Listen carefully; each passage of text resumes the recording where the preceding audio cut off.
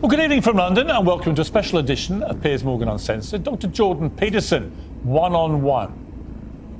He's a clinical psychologist turned culture warrior and one of the world's most famous and infamous intellectuals. His books are instant bestsellers. Tens of millions watch him online.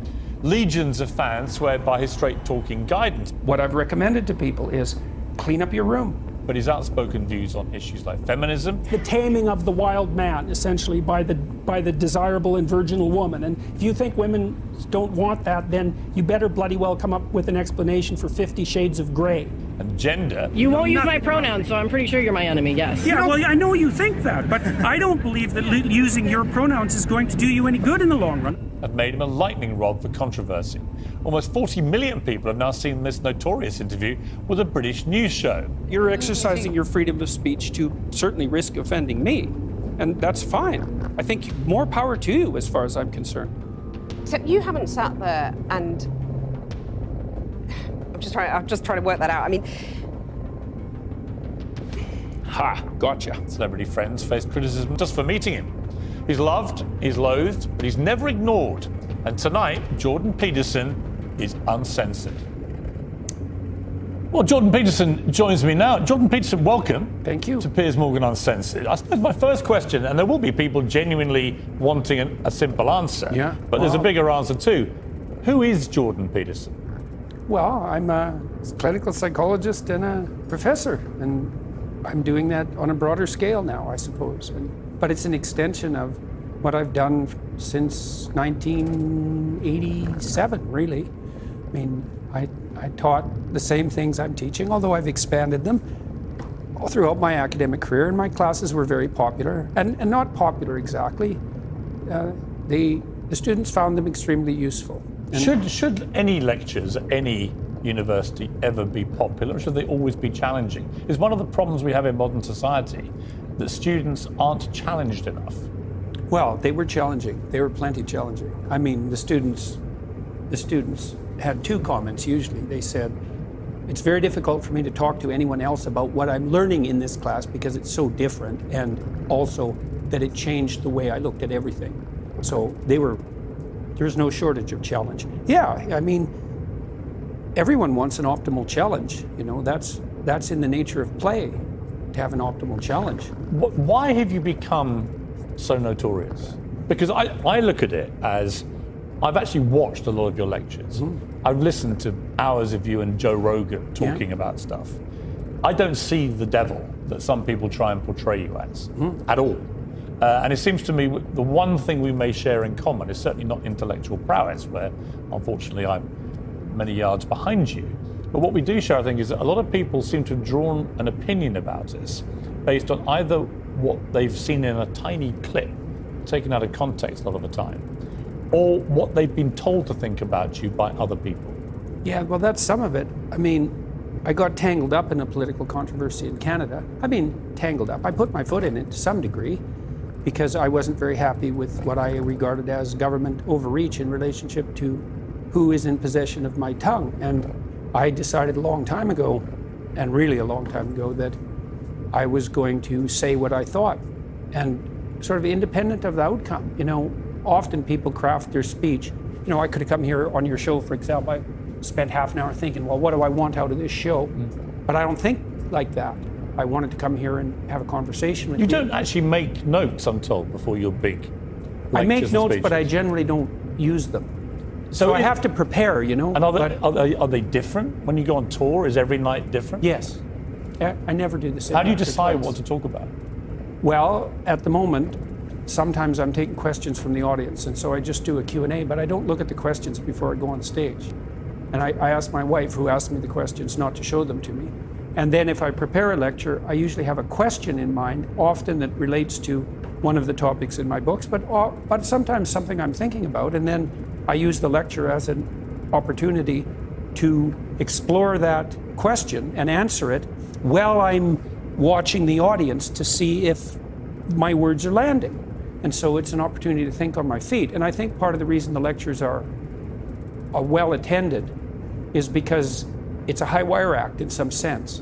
Because I never know when I go on stage whether I'm going to bring the lecture to something like a punchline to something like a conclusion. So, and I have no idea, because I'll have a variety of ideas up in the air. That's extraordinary. You have no idea where it may lead to.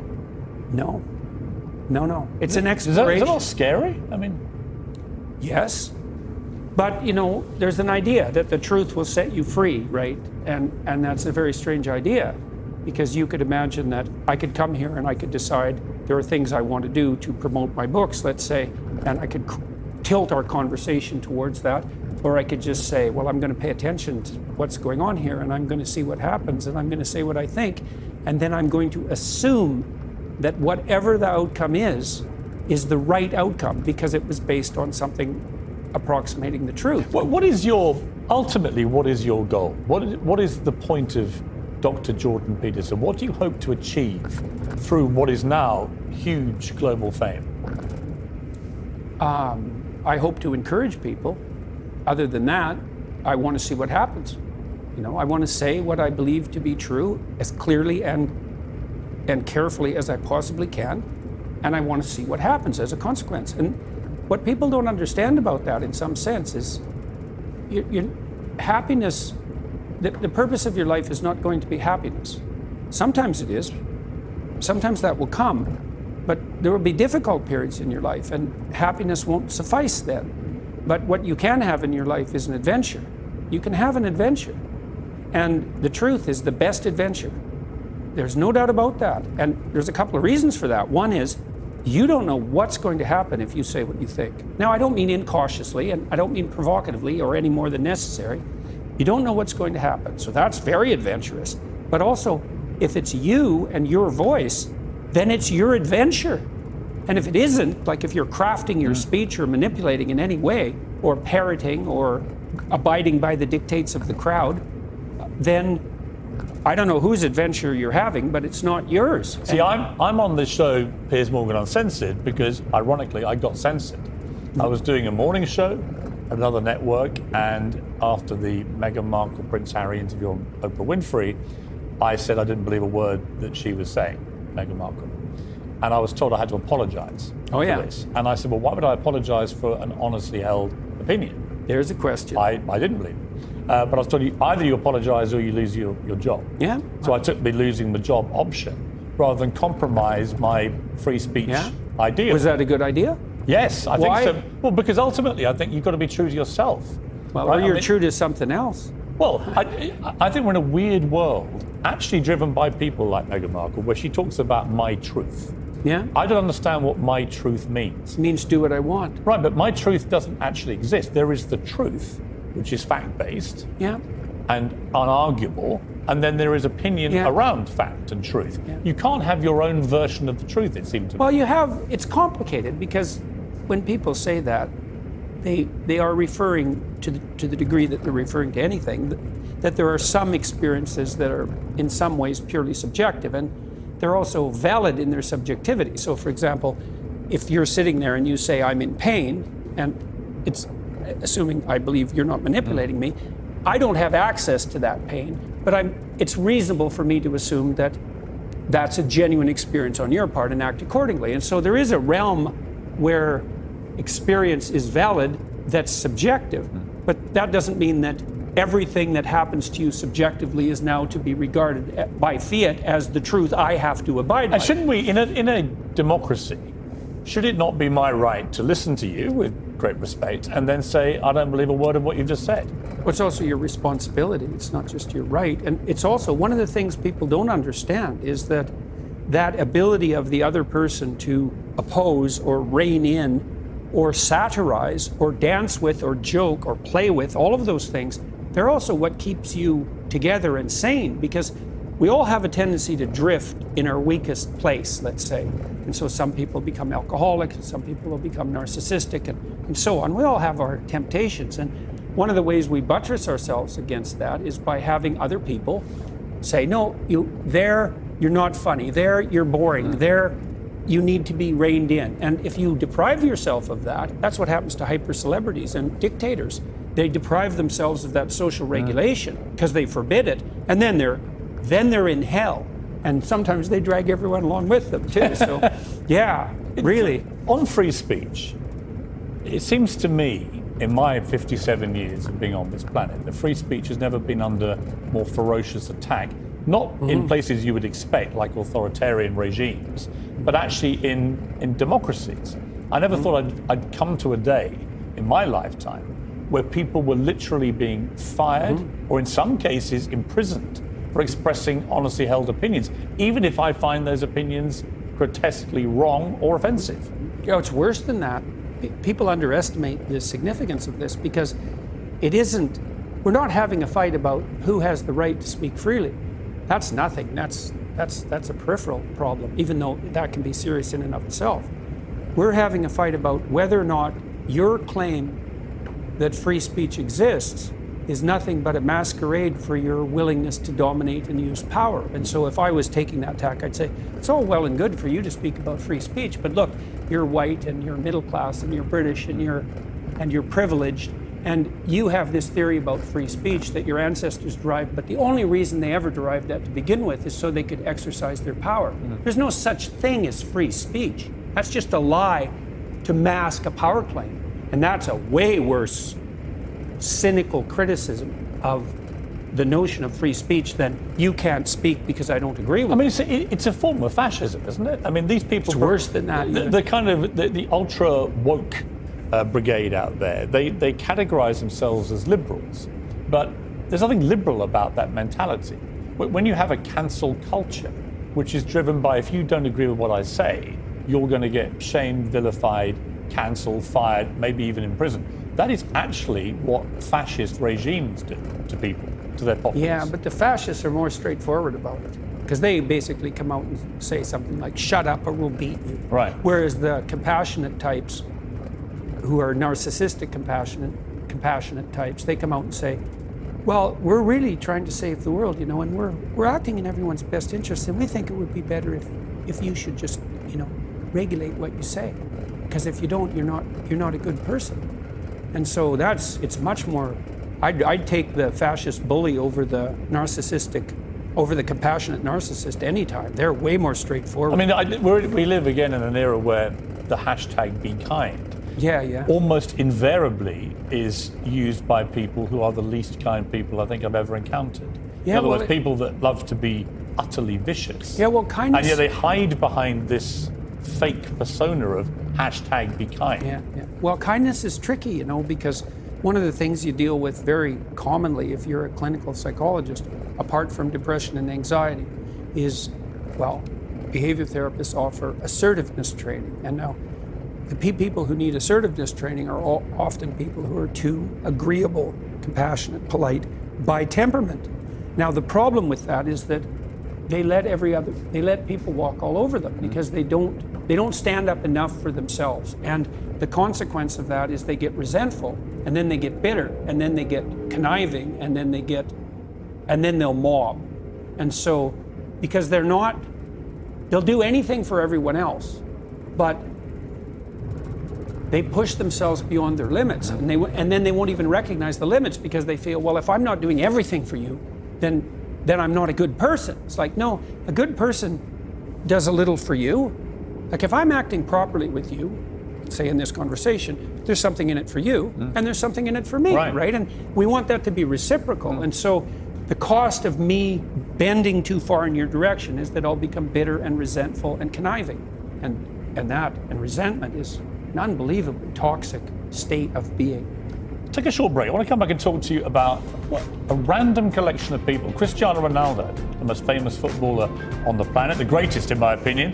Also a head teacher, Catherine Burblesing, where you went to her school and all hell broke loose.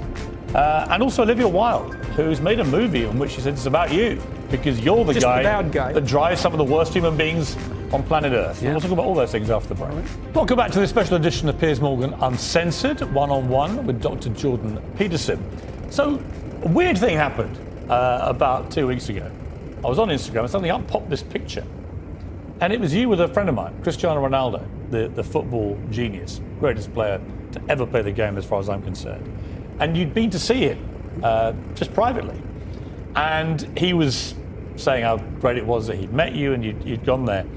And all hell broke loose. He was bombarded with people saying this is outrageous, legend over, legacy finished, none of which would have bothered him because he'd heard all this kind of thing before. But the venom of it was, from certain quarters, was so pathetic, it seemed to me. So first of all, what were you doing with Cristiano? Why were you there? Well, he invited me to come and see him, and he had had some trouble in his life a few months ago, and a friend of his sent him some of my videos, and he said he had watched those, and then he read my book, one of my books, and found them very helpful, and he wanted to talk.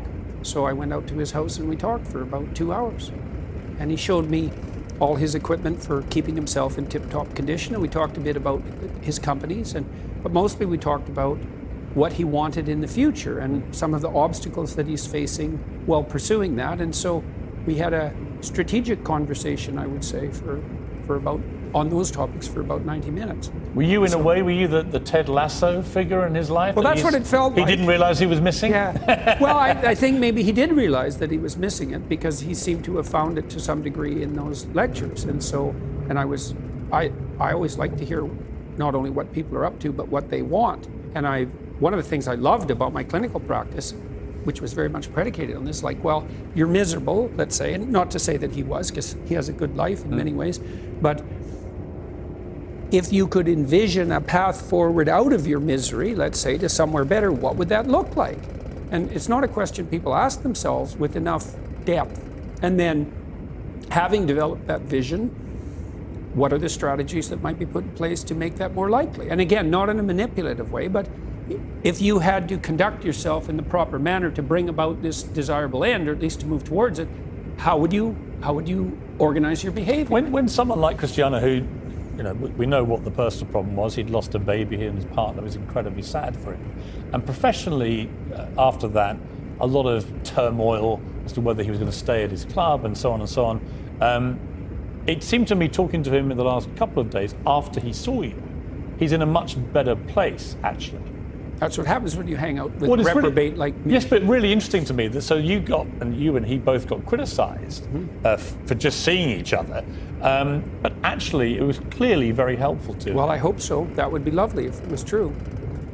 It's a weird position, isn't it? There's you, Dr. Jordan Peterson, this guy that comes out of Canada, lecturing students, and then you're at the home of the greatest football player of all time, and you're genuinely helping him. I mean, Ronaldo is known as one of the most mentally strong athletes has ever been. Yeah, right. Not just physically, but mentally strong. And yet he needed someone like you to help him. I find that really fascinating. Well, I don't know if he needed me because he's a pretty competent guy, but you can always, and this is something that very competent people do, you can always improve on the edge, And so his life is very well put together, and he had some trouble, but people do, but we talked a lot about what he wanted, how he wanted his career to end in the most graceful possible manner, and how that might be optimized. And so I hope you told him to sign for Arsenal in the January transfer window. Did you, Jordan? No, I didn't give him. To my club? I try not to give people advice. But, I mean, I'm curious on that because he's obviously reaching not the end of his career by any means. He's still a world-class player, and he's incredibly fit. So he could play for another 3-4 years, perhaps. But what is an end game for someone who's achieved everything in the game?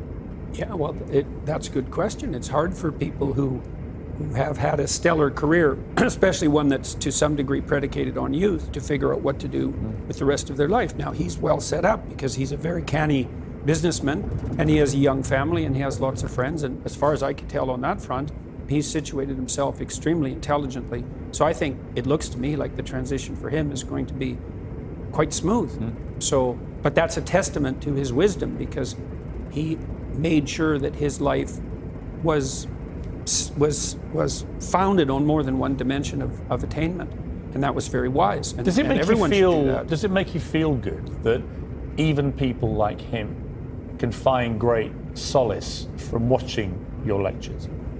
Well, all that makes me feel good. I mean, I do think that this is part of the reason I keep going on these lecture tours, is that it seems to be doing people good. So, despite that, and despite a lot of people testifying that you do good for them, you went to a school, really interesting school, the Michaela Community School in North London, run by this fascinating head teacher, Catherine Burblesing, who runs a pretty tough school. but has amazing results at this school. And as a result of you going, she got bombarded with hate from people. And she took it on head on, actually, and went, I'm sorry, we're going to keep inviting people with all different views, all different types of people. And that's going to include people like Jordan Peterson. She owned it, and she was proud that you went to her school. Tell me about that visit, what you think of her as well. Well, people think of her school as tough and that she's this dragon lady, and that isn't what I saw. What I saw was that she was playing a very sophisticated game with her students. And games have rules. And if you don't enforce the rules, then the game doesn't play properly. And every game has a referee because someone has to enforce the rules. And she's a very, very sophisticated referee, and she's playing an unbelievably sophisticated game. And the students are so alert and on target. Their attention is so well regulated by themselves. Like, for example, when we walked into her classrooms, we walked into about 7, we were led around by 3 relatively small kids who were very articulate and together and attentive and polite and focused. When we walked into her classes, the students didn't turn their eyes away from their teacher to look at us. There was no buzz of conversation. They were just focused on their teacher. And their teacher was focused too. It's like we could walk in and the whole thing just continued around us. And that was really something to see. And fast-paced, man. The teachers were spitting out information as fast as I've ever heard anyone spit out information. And the students were reacting like just like it was choreographed. And the truth is, it works. I mean, recently this school... Yeah, well, that's annoying. Yeah, right. Well, it's annoying for those who immediately howl, this is disgusting, these poor kids, and so on. Oh, yeah, those poor kids. 80% of his students achieve 4+ C or more in their GCSEs, a very good result, despite being non-selective. Right, that's a big deal. A huge deal. And yet she gets castigated for it, which says to me that my sort of gut feeling that we've just gone a bit soft in our well, it's society annoying generally. when you help out the victims, because then there's no one to be like narcissistically compassionate about. So, and that's certainly the situation she's in. Yeah, it's quite amazing that she's managed this with kids who are a non-selected sample. And I asked her, well, how many kids do you have to expel, let's say, for serious misbehavior? And she said, it's only been a tiny handful. And I said, well, how many kids can't adjust to the more rigorous pace? And she said, well, they can all adjust. And that's what I saw. I mean, I never saw a bunch of children, a group of children that were more focused and alert than I saw at that school. And it was really heart-rending in some sense. And yet by you going there, people actually reported her to the police for a hate crime. Yeah, well, just by your presence in that school. That's the problem with hate crime legislation. It's like, who defines hate? And I know the answer to that. Who defines hate? The people you least want to. So, you want hate crime legislation? You just better keep in mind who's going to define what constitutes hate.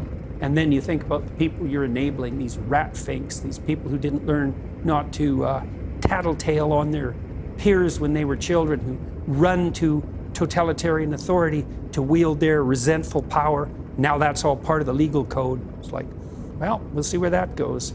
Well, we know where it goes. It goes so that, demented, half-wit, resentful narcissists can rat out Kate Herbelsing to the police. Yes. Yeah, well, that's not good. Not at all. And who knows where it'll end up. It's terrifying, actually, that should happen in a democratic society. Let me ask you about kids. By kids, I mean young adults, really, and then into their 20s, trying to form their way through life. One of my favorite movie clips is Rocky Balboa.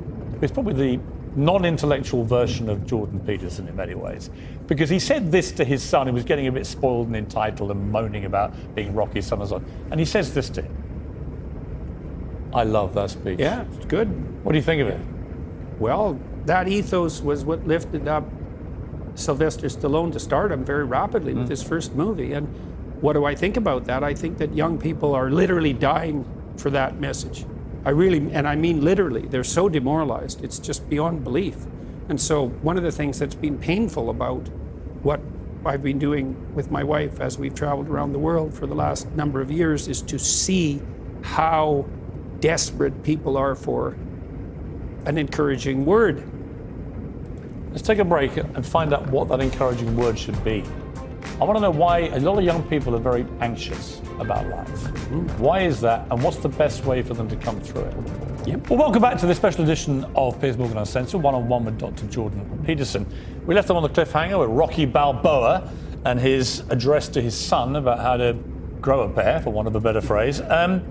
This idea that actually your life is defined not so much by success, because you're everyone's friend when you're successful, but by the knocks you inevitably are going to get, whether it's through losing loved ones, losing a job, losing a car, whatever it may be. You're going to get hit by blows in your life of differing magnitude.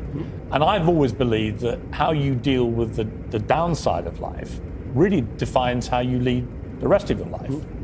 Well, the clip is very interesting because it starts out with the admission that life is brutally difficult and sometimes unbearably brutally difficult. And you can see the progressives playing with that notion. It's warped into this sense of victimization, but it does reflect some understanding of the underlying tragic reality of life.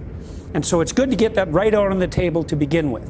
Say, well, you're miserable, you have your reasons, and they might be deep reasons. But if you let the misery demoralize you and make you bitter and cynical and cowardly and make you withdraw, then first of all, that's a failure in the highest sense on your part, and all it's going to do is make everything worse. And then you might think, well, what do you have to respond to that? How do you respond to that catastrophe and challenge? And the answer is, and this is what Rocky is telling his son in no uncertain terms, is like, terrible as things are, there's a lot more to you than you can possibly imagine. And that if you face those things forthrightly and with some faith and courage, then you can have the adventure of your life and prevail even over catastrophe. And that's true. Right. So, I couldn't really get my head around why so many young people feel so anxious all the time, compared to when I was young, when that wasn't really a big thing amongst my friendship group, certainly. But I reckon it's two things. One, social media, the constant bombardment of other people having a great time or looking great, often a false imagery, and that having to live up to false ideals. But also a conversation I had with Dr. Phil in America, where his explanation for it was that he said, you've got to understand that social media means that young people now are being bombarded all day long and all night long with quite shocking imagery. And he gave an example. He said, when I was young, he said, if a crocodile ate somebody on a golf course in Florida, the chances are I would never have heard about it. It probably wouldn't have made the national news, probably wouldn't have even made the state news, and I wouldn't have heard about this incident. Now, it's quite likely that a video of the crocodile eating this person would be whipping its way around social media within half an hour, and young kids would be sharing it, disseminating it, and being exposed to this constant imagery all the time of quite unsettling and shocking imagery. What do you think of that theory? And I think that in itself was adding to a sense of everything's terrible. Well, I think it's a corollary of an information overload theory, right? I mean, one of the advantages to having the computational power we have is that everything is at your fingertips. And the disadvantage is that everything's in your face. And by everything, it might be 40 million pornographic images. That's a lot. Or an endless array of tragic scenarios. And really endless. And so that's a problem. And the fundamental problem is, how do you handle the fire hose of information? And no one really knows the answer to that. But we should also point out that it's no wonder that young people are demoralized and anxious, because we're doing everything we can to demoralize them and make them anxious. So on the masculine front, we tell young boys that, well, the world's a terrible patriarchal tyranny, and all of that patriarchal tyranny, which is the whole explanation for history, has done nothing but oppress and exploit people and destroy the planet. And so that any manifestation of that masculine impulse on your part is equivalent to the world-destroying force. Well, all masculinity now is branded toxic. Yeah. And I remember, I think that the key moment for me came when Gillette, who'd always had these very masculine commercials with the big guy cuddling a baby or whatever it may be, they suddenly switched gears and did a campaign where it started with a lot of Me Too imagery and basically the assumption that all men are awful until they can prove otherwise. And I predicted in a column this would be a complete disaster for them. And sure enough, $9 billion later, they did a screeching U-turn and went back to the big guy cuddling the babies. Because actually, two things I think about that. One, most men are not awful, actually. And secondly, not all the time. No, some men are, obviously. Some women are pretty awful. But not most of them. But if you try saying that and not getting cancelled. But I think also this thing that you've got into trouble about, which I don't understand why, that you believe that most women probably quite like their men to be strong and confident. I don't believe that. All the data shows that clearly across cultural samples and has for 50 years. Plus everyone knows it. Anecdotally, most women I know, I think, would absolutely agree. Why is it that you've been so vilified for suggesting something which is so palpably true? Well, I think, first of all, that annoys narcissistic women no end. And it annoys people who think that there are no biological or cultural limits on how we manifest our behaviors. And also, it frightens a large number of women because many women have never had a good relationship with anyone masculine in their life. And so the notion that they would need to establish a trusting relationship with a man, especially if he's also in something approximating a superordinate position, which is what they might like to find him maximally attractive, also implies that they're in some sense going to be under his sway. And if there's no trust there, well, that's absolutely terrifying. And I have some sympathy for that because there are no shortage of women out there who've never had a positive relationship with anyone masculine. And so they're completely unable to discriminate between narcissistic power and compulsion and confident competence. And so because they can't distinguish that and they're afraid, they put all of that in the same category, which is something like the predator category. And that's not good for them because, well, as you said, all men aren't predators all the time. And they need to establish a relationship with a man. Right. We're also in a very strange place where a lot of high-profile women will not say what they think a woman is. Yeah. Because they are... Ketanji Brown Jackson, the new member of the Supreme Court, in her nomination hearings was asked a question. This is what she said. As you say, a hot topic today and could certainly be litigated. So I'm not in a position to say more about whether or not it's actually one of the unenumerated. It was a riveting moment because you're going to be on the Supreme Court of the United States of America. You're a woman. You're the first black woman on the court. And that in itself, I know you've raised eyebrows about why did Joe Biden go out there and say we need to have a black woman? Why not just say we want the best person available, and then if she's the best person, get her on the court, which I completely agree with. But for her not to be able to commit to explaining what she thinks a woman is. And then I had a moment on this show where Macy Gray, the singer, did stick her neck out. And she said this. I will say this, and everybody's gonna hate me, but as a woman, just because you go change your parts doesn't make you a woman. Right. Sorry. You feel that? I know that for a fact. Like, if you want me to call you a her, I will, because that's what you want. But that doesn't make you a woman just because I call you a her and just because you got a surgery. With chilling predictability, Macy Gray stuck to her guns for a couple of days, and then the onslaught was so overwhelming against her, she had to go on national television in America, issue a groveling apology for everyone that she'd hurt, with this statement of what many would think is just a statement of biological fact. How have we got to this place where women are terrified of saying what a woman is, and women who do say what they think it is, i.e. there are clear biological distinctions between a man and a woman, they get destroyed? Well, we've accepted this preposterous hypothesis that your identity is only subjectively defined. And as I've tried to point out on in some of my lectures, the only people who think their identity is subjectively defined are 2-year-olds.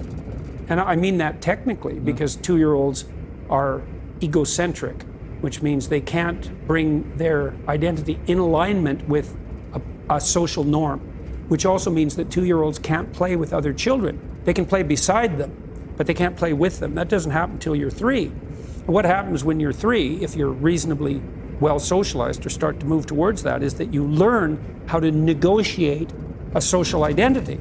And then identity becomes, obviously it has some roots in your subjectivity and in your biology for that matter, but a sophisticated identity is not only socially negotiated, as the constructivists know perfectly well, but it's got a dynamism about it because it has to be constantly renegotiated. Like, as we're having a conversation here, to some degree, we're renegotiating our mutual identities because we learn something from each other, Right. and so we transform. Right. We're also trying to figure out, to some degree, who each of us is in this situation, and then we're also trying to learn, can we play together towards some productive end? And you might ask, well, what do you mean play? And say, well, we're trying to have an interesting conversation. That's a form of play. And if you won't negotiate, and I won't negotiate, how in the world are we going to have a conversation? Well, this is the whole problem with the transgender debate, particularly in things like sport, is that there's simply no willingness on the part of the transgender part of this debate to have any conversation about potential unfairness we talked created by what's happening. And I say, you've got to have the conversation. Yeah, but we talked about that earlier. The people who really push this, or the ideas that govern this, was a better way of thinking about it, there is no, this is a very difficult thing to understand. You think there's such a thing as reasonable conversation. That's not on the table for the radicals. No, it's not. See, your notion of reasonable conversation is nothing but your insistence that your ethos dominates. And their response is always, well, then you're transphobic. Yeah, well. Or you're racist, or you're both. Or you're a biological essentialist or some whatever damn it is. thing, yeah. Let's take another break. I want to come back and talk to you about the royal family in this country and the huge seismic moment in history we've just had, and also the war in Ukraine, Vladimir Putin. You're big on personalities. I don't know what you think about him. We'll talk to Jordan Peterson after the break again.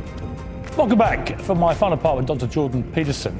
The royal family and the death of this great queen and the extraordinary outpouring of love and respect, not just here, but around the world, actually. Biggest event of its kind I think I've ever seen. What did you make of it? What do you think of a monarchy in the modern age? Is it survivable? Well, I thought that what happened was extremely interesting psychologically, because Queen Elizabeth stood for or embodied a whole set of virtues, which is the right way of thinking about it, that aren't in the least bit fashionable, but in fact they're the inverse of fashionable in some sense, but are desperately needed. And so you might say humility, dutifulness, careful emotional self-regulation, discretion, the antithesis of narcissism, all of that. And she managed it extraordinarily well for 70 years. And so whenever things go too far in one direction, there's a tremendous unconscious or implicit desire for something that would set it right.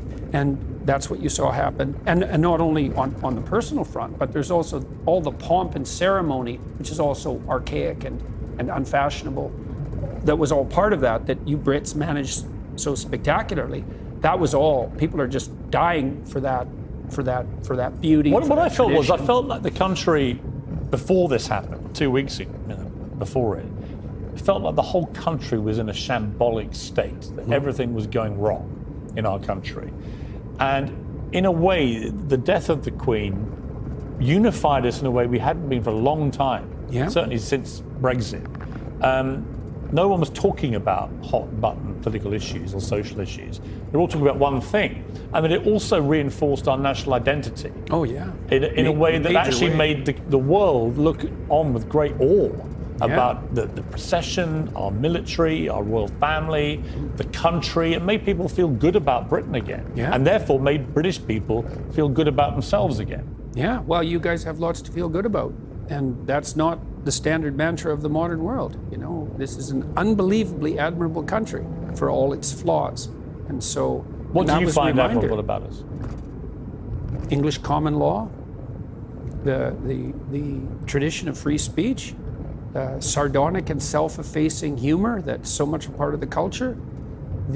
Our ability to queue for 13 hours politely to see a woman lying in state who's not even a member of our family. Right. Well, and to do resilience, well, and to do that peacefully, and to do that in the spirit of mutual goodwill, and come to a place like London. It's unbelievably ethnically diverse, and yet it functions extraordinarily well. And you're the birthplace of I would say, the greatest democracies on earth, and that's not accidental. I mean, the reason that places like Canada, New Zealand, and Australia, and the United States flourish is because their whole culture is grounded in the English tradition and the English common law tradition.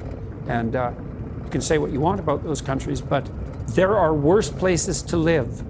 So, and you know, You say that we have a lot of good traits and bad traits, and I completely agree. And the good, I think, outweighs the bad. If you look at yourself, the same analysis, what are your best traits and what are the worst traits of Dr. Jordan Peterson? Well, I think that it's been difficult for me to optimally regulate my irritation at times over the last few years. And I'm trying to get that right, to figure out what the right, because a lot of things that have happened have outraged me. And then I'm not exactly sure what emotional tone to take as a consequence of that outrage. And that's a very complicated thing to figure out. And that's been exacerbated, that problem, by the fact that I have been, my family and I have been the targets of very conniving and attacks and underground attacks. And that isn't stopping. I mean, Another time when your wife was fighting a deadly cancer. Yeah, and my daughter was sick, and so was I. So so it's very difficult to regulate your temper properly under those circumstances, let's say. And so I don't imagine. Where have you always most done that improved well. yourself, do you think, as you've got older? I get better and better at listening, you know, and I'm better and better at finding my way forward with the words that I choose. And that's it's just a continual, in some sense, incremental expansion. I've probably got better too at seeking out corrective information. So, for example, I got banned from Twitter recently for making a statement that I don't regret, by the way. But I had a friend of mine, two friends of mine, grill me, and I put that on YouTube. It's called Mean Tweets. It was an hour and a half, I said, and both of them are very, very smart people. One of them's more liberal than I am, I would say, but a very good advocate for that liberal position. And I said, well, let's hash this out. There's some things I've said that have made people angry, and you think I made them unnecessarily angry, and that I was unnecessarily harsh in my tone. Did they change your mind? They changed my approach, you know, because one of the things I decided was that I would try to be equally judicious in my words, but that I would use a calmer and more measured tone. And I don't mean use instrumentally. I mean that I would attempt to make the effort to take as much unnecessary emotion out of the statement as possible. And so I started to do that in some of my more recent videos. I mean, I tried to do that before. I think part of the reason that my interview with Kathy Newman went well was because I kept my head. Yeah. And I didn't get irritated. I had a Yeah, I mean, she's a good friend of mine, and I watched it with great interest because I felt like you were slightly on parallel lines, and that maybe she would do that interview differently if she had her time again. Actually. I think that's highly possible. Yeah. Yeah. So yes, I changed my approach quite dramatically. And what happened was that I read a Telegraph article I recently published about Deloitte, and it was a very cutting article. And I was really worried about publishing it because I think it was the most cutting article I've ever written. And I read it on YouTube very, very calmly and carefully. And what happened was the response was much more positive and much less negative. So there was no downside to it. So people didn't say, some people said, I think that I liked your tone when you were more aggressive, especially on issues like this. But by and large, it worked even better because I could be careful in what I was discriminating. And then to ally that with calmness actually made it more potent rather than less. And so that was very interesting. And I mean, we had a very serious discussion about this, my friends and I. I had a lot of people with me in Miami when this was happening across the political spectrum. We had a very healthy debate for a couple of hours about whether or not I had gone beyond some reasonable limit in the way I was conducting myself, say, on YouTube and Twitter. And some people were very strongly advocating for more of what I was doing and even harsher. And others were saying, well, you're alienating people that you could otherwise communicate with unnecessarily. See, it's interesting about the listening. Like, one of my sons, two of my sons have come today because they just wanted to listen to this. Very unusual. One of them's not even been to the studio before. So he just said to me, I said, give me some advice. You love Jordan Peterson. What's the advice for the interview? He said, just listen more than you normally do. So I've tried hard to ask a question and let you answer. Right.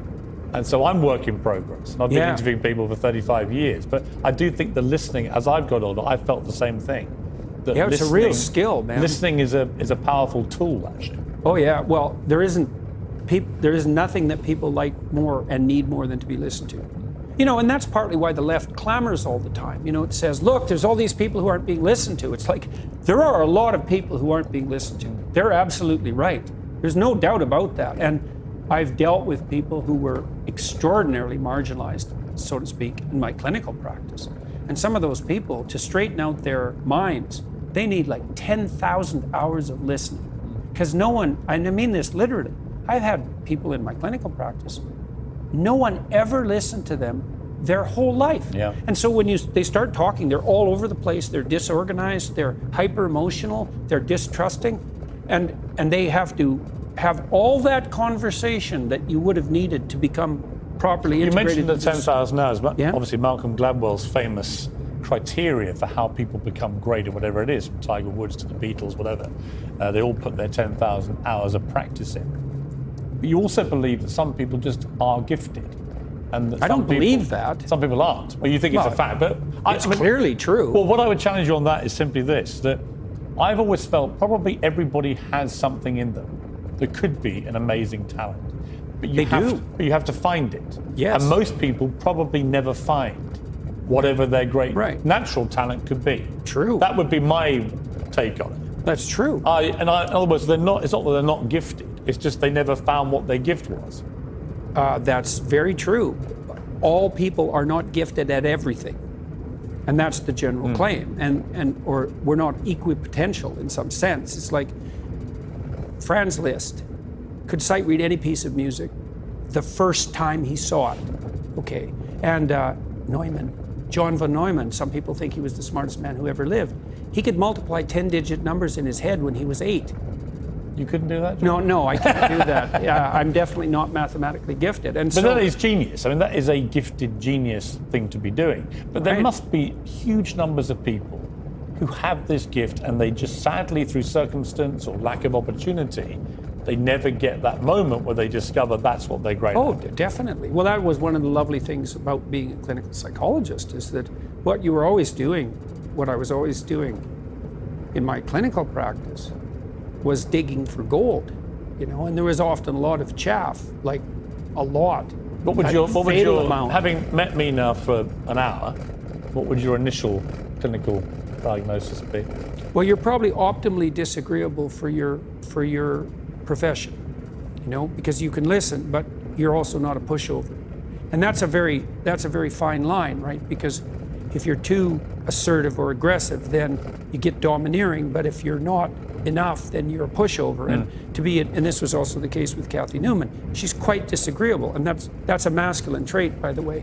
And it was one of the things. Well, I think she'd mentioned gone to her. into it in a way, so how we started the interview. She'd gone into it, I think, with a preconceived idea of what you would be like, and sort of stuck to that. Yeah. She's actually a very skillful journalist and interviewer, and I was surprised the way that interview went when I was watching it. Uh-huh. And I think it was because she just had an idea of what she thought you would be. Well, I think she also had an idea of what the optimal outcome of the interview might be. And I think a lot of the journalists who've gone after me in some sense have that. They think, there's part of them that thinks, I'll be the person that finally exposes him for what he is. Yeah.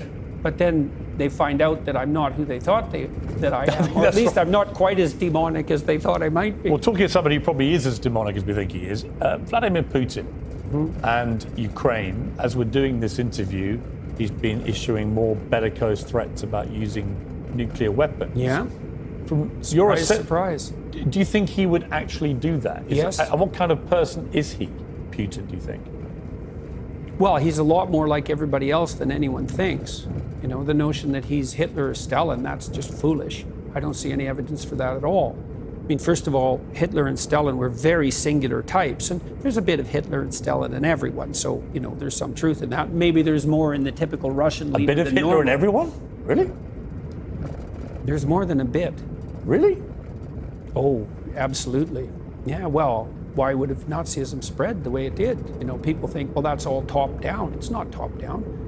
There's a part of people that are All these people who informed on Kate Birbelsing. Well, didn't Goebbels say that the way to get vast numbers of people to go along with what you want to do is to terrify them? Yeah, you could do hold that. a grip of terror over them. Oh yeah, but And in a way, that's what Putin's now doing with the Russian people, where he's going back now into a position of they're all trying to get us, they want to attack us, they want to take us over. He's terrifying his people to rally support for what at the moment is a conflict he has started, which is not going the way he assumed. Well, the most, what would you say, the wisest commentators on totalitarian states, like Solzhenitsyn, and many psychological commentators, Jung was a good example of that, made a very straightforward case that you can't have a totalitarian state unless every single person is willing to lie about everything all the time. And you can think about that as top down, because the leaders lie too, and they also enforce punishments if you don't lie. But then you can also think about it, the totalitarian spirit is replicated at every level of the society. And so in a truly totalitarian state, husbands lie to their wives and parents lie to their children. And the totalitarian state is actually the grip of the lie. And so, and people will certainly go along with that. I mean we're seeing that emerge here with cancel culture. It's like lie or else. Yes. It's like, yeah, well. And the Russian people will be bombarded all the time with state media propaganda and will be buying into a lot of what Putin is saying. Yeah. How does this war end, do you think? We're going to find out this winter. Well, I know what I would do in his shoes. I'd wait till the first cold snap and shut off the taps. Right. Well, because of course he's going to do that. He's got the control over the energy. Of course he's going to do that. He's already warned the West with his insistence that maintenance problems were necessary and the pipelines had to be shut down. Do you think he will use a nuclear weapon? If necessary, he'll use a tactical battlefield weapon. Even if it starts World War III? It won't. Probably. Why? Because we wouldn't respond?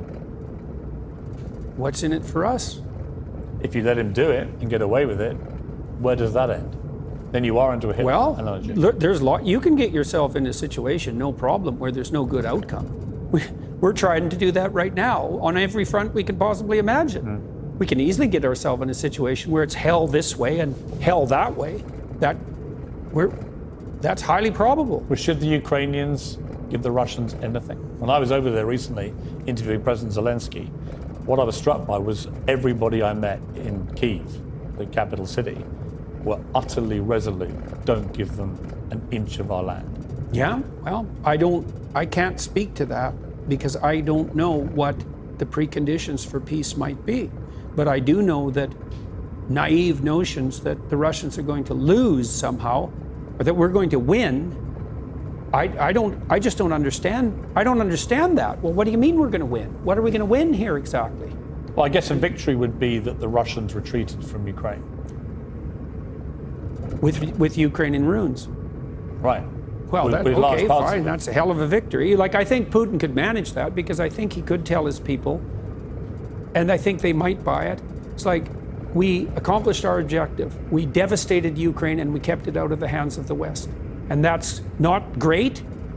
It's not what we'd hoped for, but it's better than the alternative. And I think they would buy that. And I think when Putin went into Ukraine, I thought a bunch of things, which I made a YouTube video about that. People criticized like mad. I thought, okay, well, what's happening here? Oh, I see.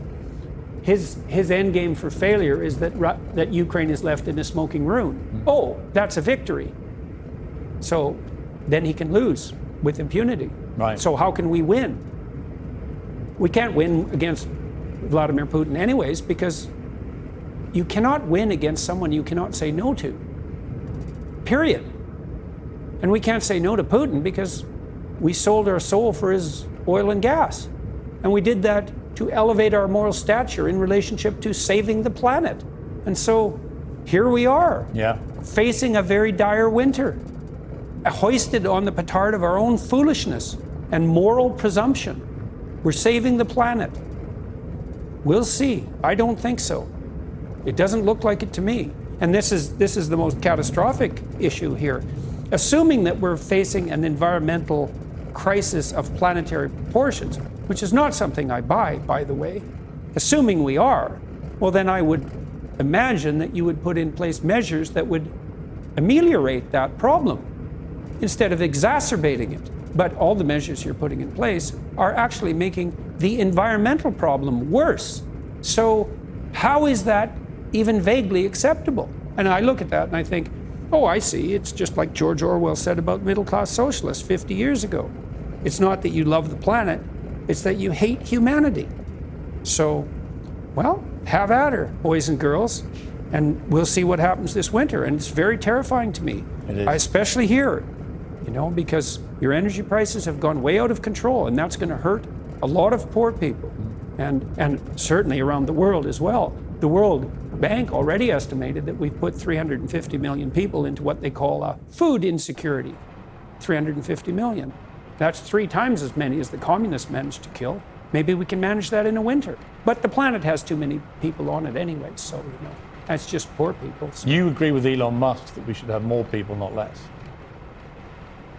I see humans as a net good. I know from Marion Tupy, a man who just wrote a book called Superabundance, he's done the economic calculations, and he calculated that every single baby born now will produce 7 times as many resources as they will consume. And you think, well, how can that be? It's like, well, it's not a zero-sum game, folks. And maybe there's enough to go around. Well, there is. Maybe there's more than enough to go around because we can become hyper-efficient. And you think, well, what's the evidence for that? It's like, well, there's twice as many people as there were when I was a kid, and everyone's way richer. So how about that for evidence? So Professor Stephen Hawking, before he died, gave me his last television interview. He said that the biggest threat to the future of mankind was when artificial intelligence learned to self-design. What do you think the biggest threat to mankind is? Narcissistic compassion. Now AI's, it's a threat too, but if we had our act together ethically, it's possible that AI could become a useful servant rather than a tyrannical master. You don't want to automate your tyrannical masters, and that's the danger. That's one of the dangers of AI. I've got to wrap it up. I don't want to, but I have to. I want to ask you just quickly, the film director Olivia Wilde has a new movie out, which she says is based on you, this insane man, this pseudo-intellectual hero to the incel community. Incel being these weirdo loner men who are despicable in many ways. Is that you? Are you the intellectual hero to these people? Sure, why not? People have been after me for a long time because I've been speaking to disaffected young men. Now, what a terrible thing to do that is.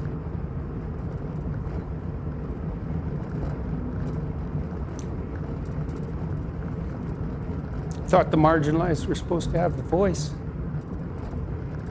It's making you emotional, talk about it. Well, God, it's very difficult to understand how demoralized people are. And certainly many young men are in that category.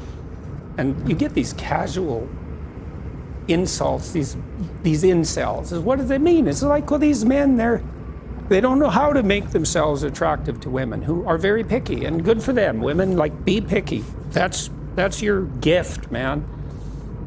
Demand high standards from your men. Fair enough. But all these men who are alienated, it's like, they're lonesome and they don't know what to do, and everyone piles abuse on them. When she said that, Olivia Wilde, it stung you, didn't it? That's all the Oh, reaction. by that time, that as far as critiques go, that was kind of low level. I mean, once I got painted as Red Skull, magical super Nazi, that was kind of the end of the insults. There's no place past that. So when Olivia Wilde made those comments, the first thing I did was go look at the preview for her movie, which I quite liked. I thought I would go see that movie probably, and perhaps I will. It didn't really bother me. My family and I talked about it right away, and we were able to respond to it with some degree of humor, which then people completely misunderstood. I said I hope that, that if I had to be played by someone, I think Chris Wilde, he's a very good-looking man, and so that seems all right, and then I said something like, I hope he gets my fashion style choice right when he plays me. And it was a joke. All that was a joke. I mean, you've been so controlled today, and yet in that brief moment, you got very emotional. Why? It's really something to see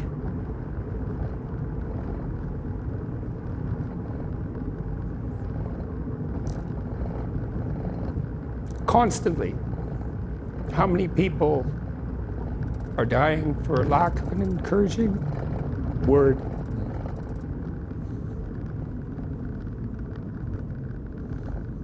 And how easy it is to provide that if you're careful. You know, give credit where credit is due. And to say,